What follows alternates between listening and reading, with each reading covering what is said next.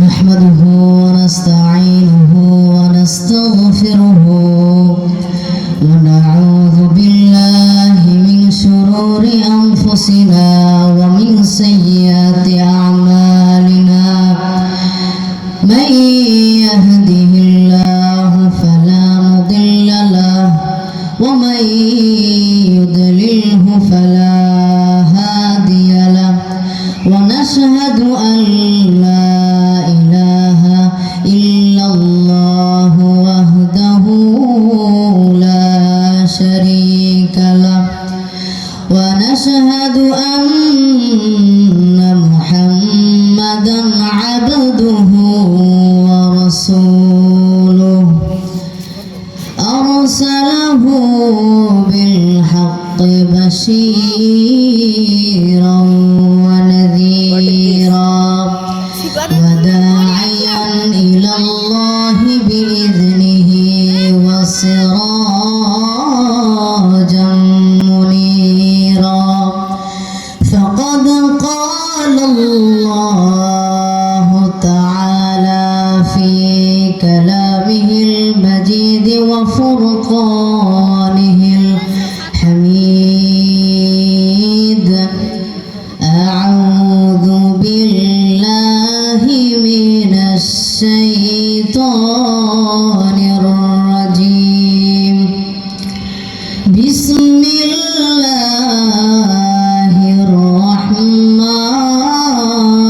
الرحيم وما أرسلناك إلا رحمة للعالمين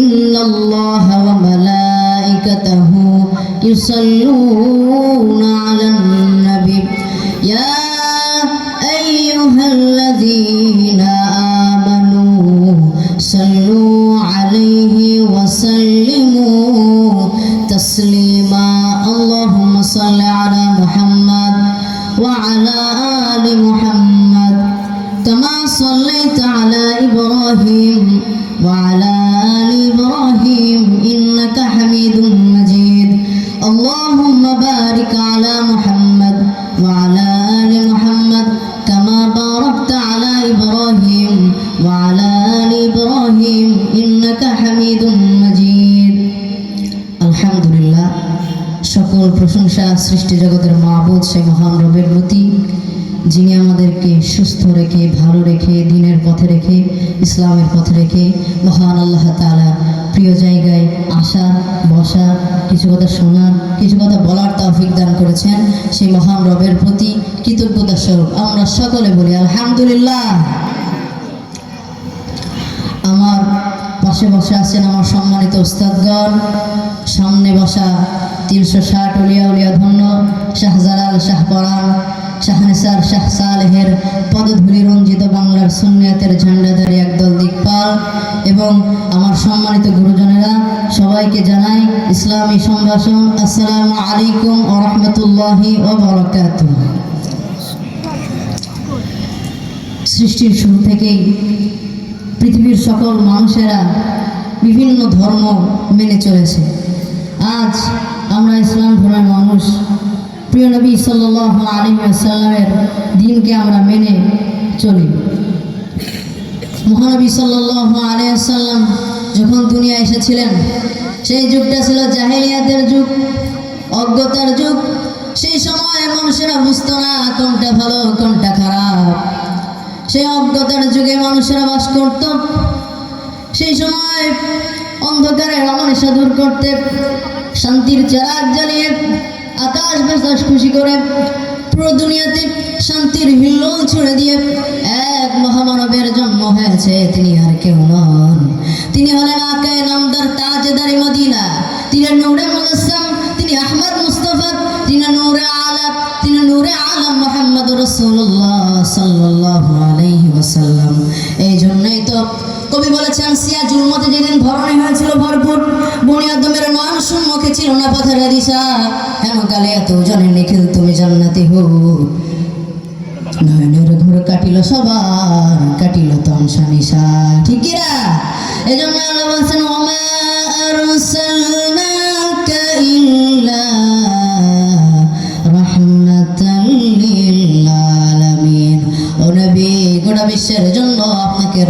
স্বরূপ পাঠিয়েছি, ঠিক কিনা? আবার আমার নবীর ভিতরে আদর্শ, সবচাইতে শ্রেষ্ঠ আদর্শ হলো আমার নবী, প্রিয় নবী সাল্লাল্লাহু আলাইহি ওয়াসাল্লাম।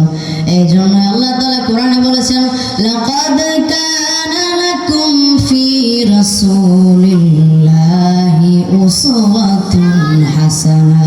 আমার রাসূলের আদর্শ হলো সর্বোত্তম আদর্শ। এই আদর্শের উপরে, এই আদর্শের চাইতে ভালো আদর্শ আর কারোর হতে পারে না। তিনি সর্বশ্রেষ্ঠ আদর্শের নিদর্শন, তিনি সর্বশ্রেষ্ঠ নবী, সর্বশ্রেষ্ঠ রাসূল। তিনি শুধু আমাদেরই নবী নয়, তিনি আপনার নবী নয়, তিনি আমার নবী নয়, তিনি সকল নবীর নবী, ঠিক কিনা? মহান রব্বুল আলামিন তাকে পুরো বিশ্বের রহমত হিসেবে পাঠিয়েছেন।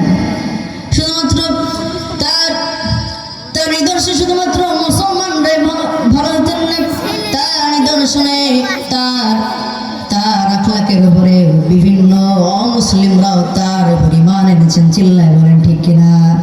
এই জন্য সেই সময়ের বিখ্যাত ব্রিটিশ দার্শনিক বার্নার্ড শ বলেছেন, if all the world was united under no leader than Muhammad sallallahu alaihi wasallam would have been the best fitted man ideas and dogmas to peace and happiness, ঠিক কিনা? যদি পুরো বিশ্বটাকে, যদি পুরো পৃথিবীটাকে যদি একটা গণ্ডির ভিতরে আনা হতো, পুরো পৃথিবীটাকে যদি একটা জায়গায় আনা হতো এবং সেই পুরো পৃথিবীটাকে নেতৃত্ব যদি মহানবী সাল্লাল্লাহু আলাইহি সাল্লামের উপর চাপিয়ে দেওয়া হতো, গোটা বিশ্বের জন্য বিভিন্ন শ্রেণী, বিভিন্ন মত, বিভিন্ন মতাদর্শের উপর প্রতিষ্ঠিত করতে পারতেন একমাত্র আমার নবী, আপনার নবী মুহাম্মদুর রাসূলুল্লাহ সাল্লাল্লাহু আলাইহি সাল্লাম। চিল্লায় বলেন ঠিক কিনা? আল্লাহ এই নবীর উপর আল্লাহ কোরআন নাজিল করেছে, এই নবীর উপর আল্লাহ তাআলা তার প্রিয় কিতাব নাজিল করেছে। আল্লাহ তাআলা বলেন, আলিফ লাম মিম যালিকাল কিতাবু লা রাইবা ফীহি হুদাল লিল মুত্তাকিন।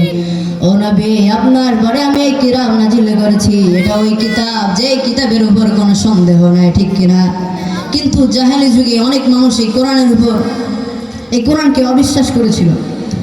আল্লাহ তাআলা চ্যালেঞ্জ দিয়ে জানিয়ে দিলেন, ওয়া ইন কুনতুম ফি রাইবিম মিম্মা নাযালনা আলা আবদিনা ফাআতু বিসূরাতিন মিন মিসলিহি ওয়াদউ শুহাদাকুম মিন দুনিল্লাহি ইন কুনতুম সাদিকিন। ও দুনিয়ার মানুষেরা, তোমরা যদি আমি যে মুহাম্মদ রাসূলুল্লাহ সাল্লাল্লাহু আলাইহি সাল্লামের উপর যে কিতাবটা নাজিল করেছি, এই কিতাবের উপর যদি তোমরা সন্দেহ করো, তোমরা যদি মনে করো এই কিতাবটা আমার রাসূলের লেখা নয়, তোমরা যদি মনে করো এই কিতাবটা আমার রাসূলের লেখা, তোমরা যদি আমার নবীকে শায়ের মনে করো, কাহেন মনে করো, গণক মনে করো, কবি মনে করো, শুনে রাখো, কোরআনের সবচাইতে ছোট সূরা, কোরআনের সবচাইতে ছোট আয়াতের মতো আরেকটা আয়াত বানিয়ে দেখাও। কেউ এই চ্যালেঞ্জ গ্রহণ করে নেই। সেই সময় প্রখ্যাত যত কবি, তত শায়ের, যত গণক ছিলেন, সবাই এক বাক্যে বলেছে, লাইসা হাদা মিন কালামিল বাশার। চিল্লায় বলেন ঠিক কিনা? লাইসা হাদা মিন কালামিল বাশার। এই কিতাবটা কোনো মানুষের বানানো কিতাব নয়, এই কালামটা কোনো মানুষের রচিত কোনো কালাম নয়। এই কিতাবটা আমার নবী, প্রিয় নবী সাল্লাল্লাহু আলাইহি সাল্লামের উপর নাজিল করেছেন। তানজিলুম মির রাব্বিল আলামিন। এই কিতাবটা নাজিল করেছেন আমার রব, আপনার রব, মহান রব্বুল আলামিন।